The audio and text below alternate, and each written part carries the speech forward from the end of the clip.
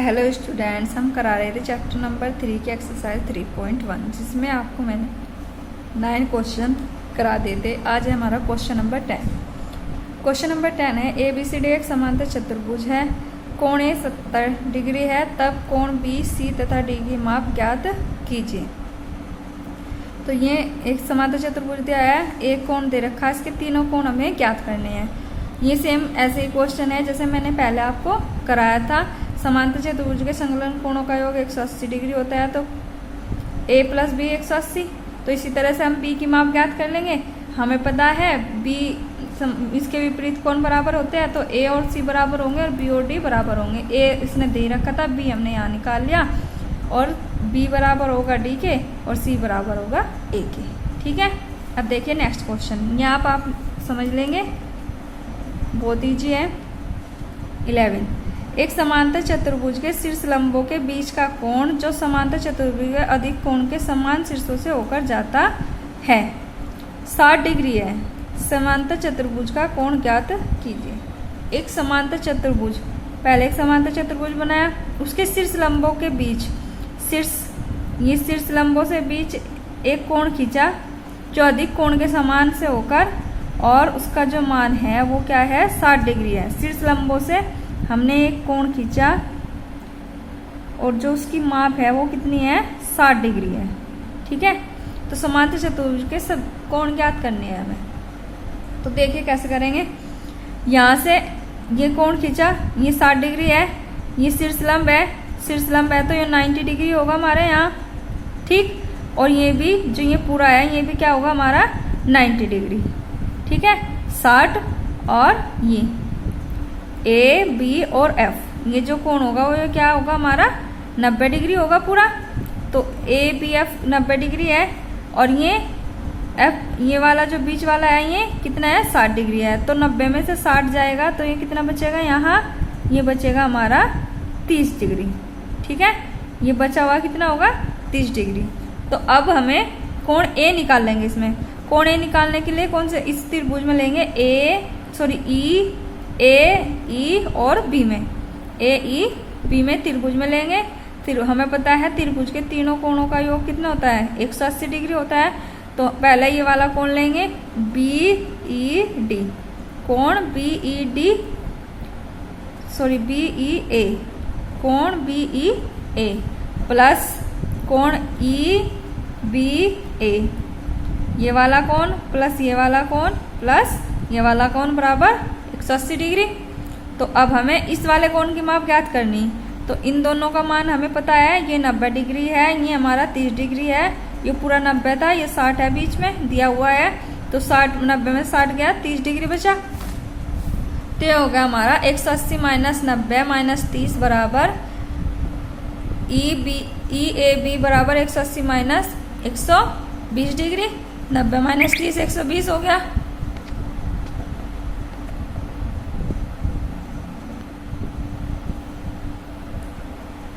ठीक है, तो ये 120 हो गया। अब इसमें से 180 में से 120 जाएंगे तो बचेगा 60।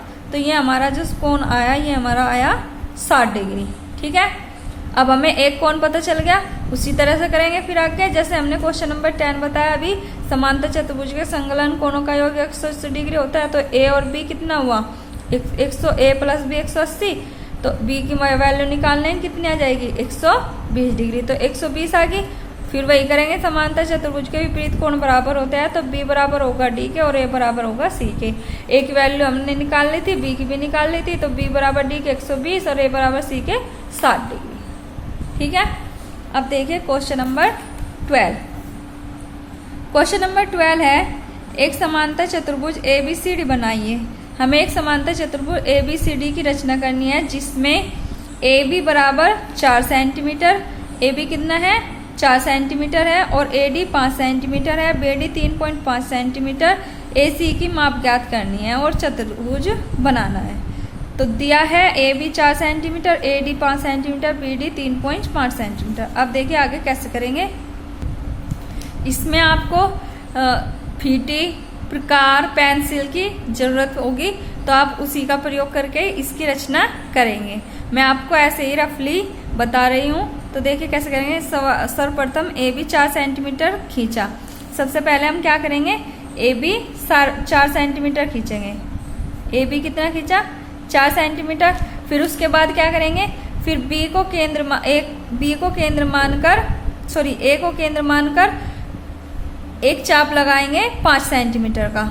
ठीक है, ए को केंद्र मानकर एक 5 सेंटीमीटर का चाप लगाएंगे। फिर बी को केंद्र मानकर उसी तरफ 3.5 सेंटीमीटर की त्रिज्या लेंगे। त्रिज्या का में लेंगे हम प्रकार में, तो प्रकार उससे नाप लेंगे। पहले 5 सेंटीमीटर का एक चाप लगाएंगे और फिर 20 से केंद्र मानकर 3.5 सेंटीमीटर, जो उस पहले चाप को क्या करेगा, काटता है। पहले उस चाप को वो क्या करेगा, काटेगा। अब बिंदु ये से हम यहाँ बिंदु डी मान लेंगे और बिंदु डी को ए से मिलाएंगे और बिंदु डी को बी से भी मिलाएंगे। तो ए और बी को हमने क्या किया, मिला लिया। फिर अब डी को केंद्र मान के, क्योंकि हमें पता है समांतर चतुर्भुज में जो भुजा है, विपरीत भुजा क्या होती है, बराबर होती है। तो ये भी यहाँ से डी को केंद्र मान के 4 सेंटीमीटर का एक चाप लगाएंगे। ठीक, और बी को केंद्र मान के ये वाली भुजा भी कितनी है, ये 5 सेंटीमीटर है, हमने अभी नापा था, ये उसने दे रखी है डी 5 सेंटीमीटर। तो ये भी हमारी कितनी होगी, यहाँ से 5 सेंटीमीटर त्रिज्या का एक चाप लगा देंगे यहाँ, जो एक दूसरे को सी पर काटेगा। इधर से एक लगाएंगे 4 सेंटीमीटर का, बी को केंद्र मान के एक लगाएंगे 4 सेंटीमीटर का, और अब बी सी और सी बी को क्या करेंगे, मिला देंगे। तो ये क्या बन जाएगा, हमारा एक चतुर्भुज बन जाएगा। ठीक है, अब ए और सी को भी मिला देंगे। जब ए और सी को मिलाएंगे तो ये हमारा एक विकर्ण बनेगा। इस विकर्ण की माप ज्ञात कर लेंगे, ये लगभग 8.5 सेंटीमीटर आएगा और ये हमारा दे रखा उसने 3.5 सेंटीमीटर। ठीक है, इसी तरह से आप फीटी, प्रकार और पेंसिल से इसको बनाएंगे। ये रचना दी मैंने यहाँ लिख दिया है, इसी के अकॉर्डिंग आपको करना है। ठीक है, क्वेश्चन नंबर 13 में कल कराऊंगी। ओके।